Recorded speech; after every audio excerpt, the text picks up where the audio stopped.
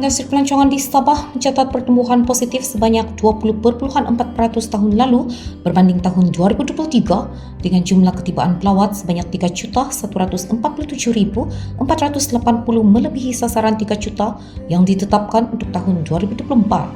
Hasil pelancongan yang diunjurkan bagi tahun 2024 ialah 7.28 bilion ringgit, iaitu 1.52 bilion ringgit lebih tinggi berbanding 5.76 bilion ringgit pada tahun 2023. Menteri Pelancongan Kebudayaan dan Alam Sekitar Sabah Kepkas Datuk Seri Panglima Christina Liew berkata, pemulihan sektor pelancongan pada tahun 2024 telah mencapai 75% daripada tahap pra-pandemik didorong oleh pasaran domestik serta negara serantau seperti China dan Brunei.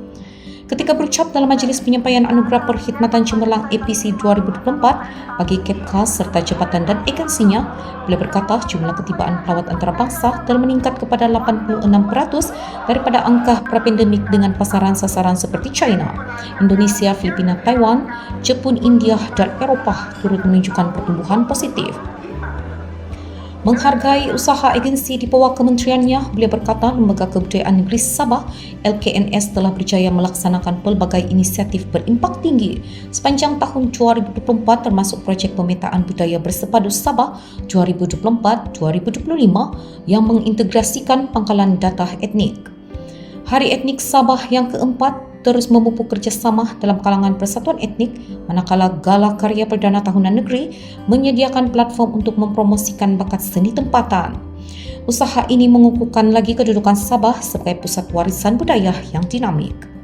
Jabatan Museum Sabah pula berjaya menambah 15.400 koleksi baharu serta mendaftarkan 960 entry data ke dalam sistem repositori maklumat warisan budaya Museum Sabah. Program museum yang melibatkan pameran, khidmat nasihat dan inisiatif jangkauan ke sekolah-sekolah telah dijalankan sepanjang 2024, katanya. Dari segi pembangunan fizikal, beliau menyatakan kemajuan signifikan telah dicapai dalam projek pemulihan Rumah Agnes Kid, Kampung Warisan dan Museum Gua Batu Teluk.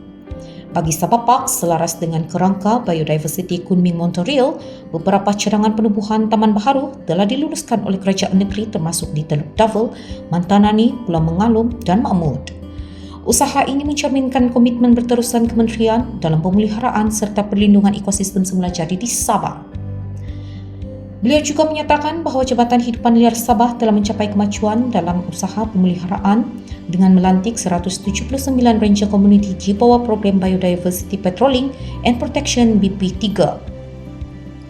Tahun 2024 menyaksikan pelaksanaan Pelan Tindakan 10 tahun untuk memerangi jenayah hidupan liar yang memberi tumpuan khusus kepada pemburuan haram gajah dan tengkiling. Kajian populasi gajah, orangutan dan monyet proposis turut dijalankan bagi memastikan kelangsungan spesies ini. Acara seperti Hari Tenggiling Sedunia dan Hari Gajah Sedunia juga dianjurkan untuk meningkatkan kesedaran awam mengenai pemeliharaan hidupan liar. Namun cabaran seperti konflik manusia hidupan liar serta fragmentasi habitat masih memerlukan penyelesaian jangka panjang dan akan terus menjadi fokus jabatan ini, katanya. Beliau turut menegaskan bahawa kerajaan negeri komited untuk melaksanakan pengambil alihan pengurusan sisa terjadual daripada kerajaan persekutuan menjelang 2026 di bawah Perjanjian Malaysia 1963. Jabatan Perlindungan Alam Sekitar kini sedang berusaha untuk memindah perundangan menetapkan garis panduan, membangunkan sistem pemantauan serta menyediakan latihan bagi pegawai untuk menyokong agenda ini.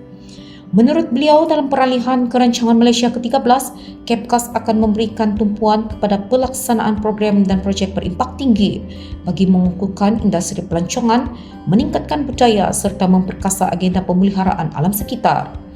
Inisiatif seperti penambahbaikan infrastruktur pelancongan, pemeliharaan warisan budaya dan perlindungan alam sekitar akan terus dipergiatkan bagi menjamin kelestarian pembangunan di Sabah.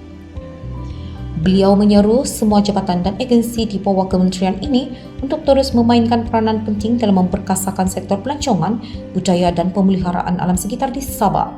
Setiap rancangan yang dibangunkan untuk melaksanakan pada 2025 perlu diterjemahkan kepada petunjuk prestasi utama KPI yang jelas dan berimpak tinggi serta dirancang untuk dilaksanakan mengikut jadual yang ditetapkan. Dalam majlis itu, seramai 45 individu daripada agensi di bawah Kepkas dan kementerian telah menerima anugerah perkhidmatan cemerlang, manakala 5 individu turut dianugerahkan anugerah khas setiausaha tetap.